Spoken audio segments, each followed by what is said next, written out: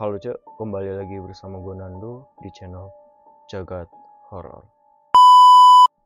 Di video ini gue mau ceritain kisah nyata pada tahun 1998 yang berjudul Teror Pocong di Kampung Atas.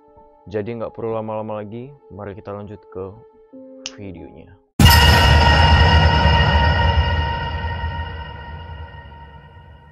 Jadi ada Cek, seorang anak, sebut saja si Kiki ya. Jadi kampungnya si Kiki ini terbagi menjadi 3 wilayah. Yang pertama wilayah bawah, yang kedua wilayah tengah, dan yang ketiga itu wilayah atas. Jarak antara wilayah bawah dengan wilayah tengah itu cukup lumayan dekat. Tapi jika jarak antara wilayah tengah dan wilayah atas itu cukup lumayan jauh. Jadi paham ya Cek, dan si Kiki ini tinggal di wilayah bawah. Yang ngehubungin 3 wilayah ini cuman satu jalur aja ya Cek ya, paham ya. Dan setiap wilayah itu, wilayah bawah, tengah, atas itu memiliki ganggangnya masing-masing, ganggang kecil, dan itu hanya cukup atau muat dilewati oleh satu mobil aja. Jadi sini kalian paham ya gimana kondisi jalan yang ada di wilayah bawah, tengah, dan atas ya. Penerangan 3 wilayah itu tuh lumayan kurang, cuman berasal dari rumah-rumah warga. Dan semua awal tragedi serem ini terjadi ketika ada seorang gadis di kampung atas yang meninggal dunia.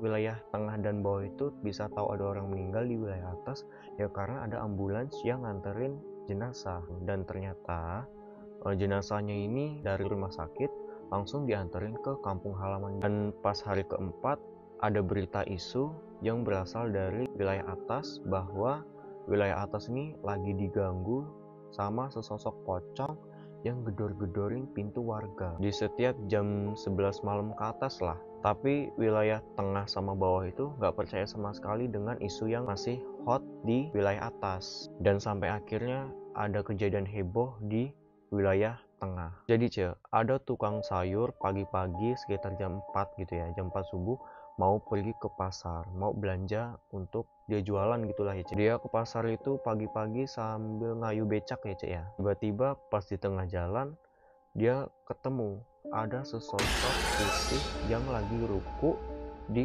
tengah jalan. Si tukang sayur ini awalnya kaget, dan sama si tukang sayur ini diliatin terus. Pas fokus lagi ngeliatin, tiba-tiba sosok yang lagi ruku itu bangkit dari rukunya. Dan kalian tahu apa itu? Warga, bukan. Yang dilihat oleh tukang sayur itu adalah sosok pocong dengan bermuka hancur dan mata putih yang menyorot. Pocong itu lompat ke arah tukang sayur itu, tapi anehnya pocong itu mulutnya tuh seperti komat kamit ingin menyampaikan sesuatu. Karena ketakutan, tukang becak itu kabur lah sampai dia meninggalkan becaknya di tengah jalan. Pas pagi harinya cerita tentang bapak tukang sayur ini menyebarlah ke seluruh wilayah bawah, wilayah tengah, dan wilayah atas. Paginya wilayah bawah dan wilayah atas ini tahulah cerita si tukang sayur itu. Akhirnya mereka mempercayai apa yang sedang terjadi di wilayah atas. Dan setiap menjelang habis maghrib, mereka langsung tutup rumah dan diam di rumah, tidak berani keluar sama sekali. Teror pocong ini nggak berhenti di situ aja. Jadi teror ini terjadi di wilayah tengah lagi, yaitu tepatnya di pabrik. Jadi di pabrik itu ada karyawan yang lembur sampai jam 2 pagi. Karena karyawan ini bosan, jam 2 pagi akhirnya dia nyebat lah di depan pabrik. Lagi asik nyebat, tiba-tiba muncul sesosok pocong di pinggiran gang. Tapi karyawan ini nggak takut, dia cuman diem aja. Tapi pas karyawan ini berdiri memastikan apakah sosok itu benar sosok pocong, seketika pocong itu lompat-lompat menuju ke karyawan itu. Spontan karyawan itu kabur dan langsung masuk rumah sambil membanting pintu. Terus tiba-tiba karyawan ini dengar ada seorang cewek bilang, Tolong, lepasin tali pocong saya. hentakan pintu dari rumah karyawan ini seketika membangunin warga. Tetangganya ini kepo gitu loh, sebenarnya ada apa gitu, jam 2 pagi kok sampai banting pintu gitu. Pas tetangga ini ngelihat dari jendela rumahnya ada sosok pocong yang lagi gedor-gedor pintu dengan kepalanya sendiri. Gak lama dari itu, rumah warga satu persatu diketok-ketok oleh sosok pocong itu dengan kepalanya sendiri.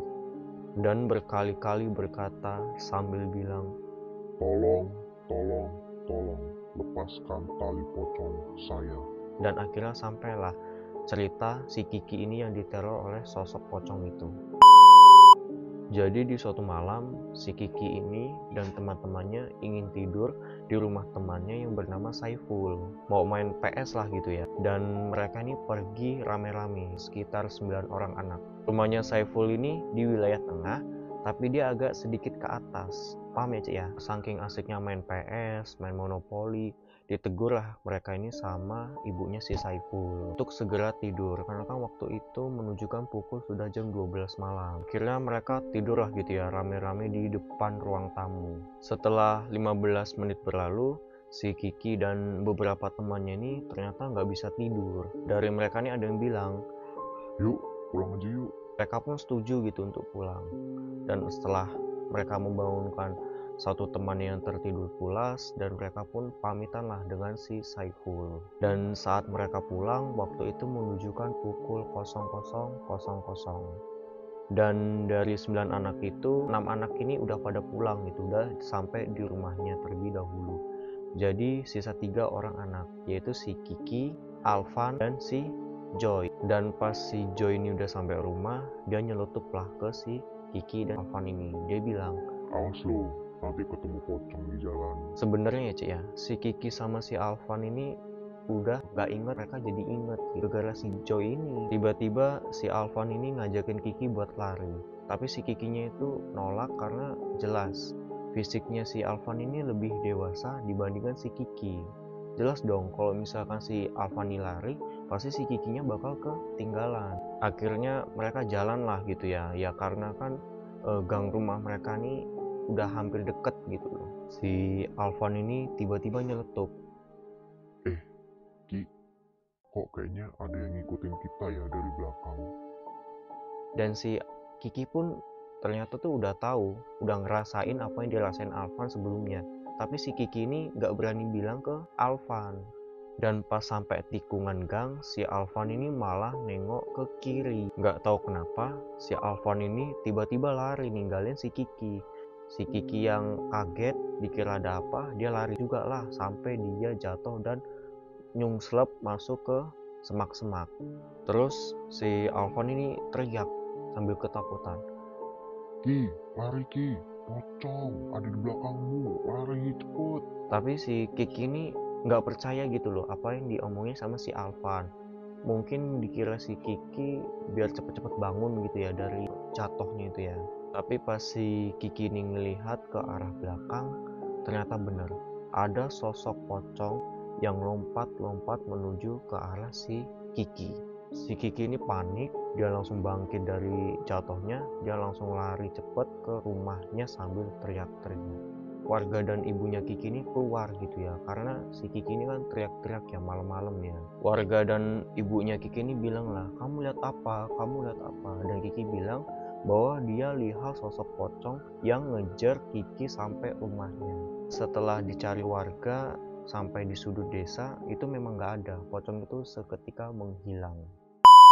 Dan keesokan harinya, para warga ini pergilah ke wilayah atas, tepatnya ke rumah gadis yang meninggal itu. Setelah sampai di sana, keluarga yang di kampung ini diteleponin lah oleh kepala desa, hanya untuk memastikan apakah udah bener tali pocong si gadis itu dilepas apa belum. Dan waktu itu si bapaknya gadis ini ceritalah ke kepala desa. Dia bilang pas nguburin anaknya di jam 23.00 dia pingsan pas mau bukain tali jenazah anaknya. Tapi si bapak gadis ini juga nggak yakin apakah dia udah ngelepas tali pocong itu atau belum. Dan akhirnya untuk ngilangin penasaran itu dibongkarlah makamnya si anaknya bapaknya ini tadi. Dan pas dibongkar ternyata benar, tali pocong anaknya belum dilepas sama sekali.